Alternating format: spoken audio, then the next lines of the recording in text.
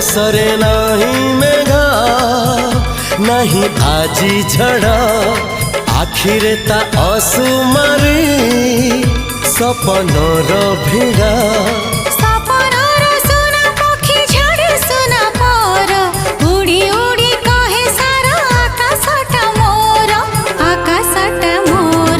धीरे धीरे सपने जिए देखा हेला धीरे धीरे सतरे सीए साथी हेला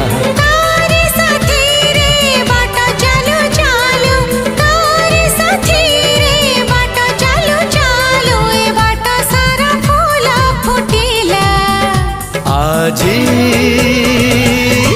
आकाश की रंग लागिला।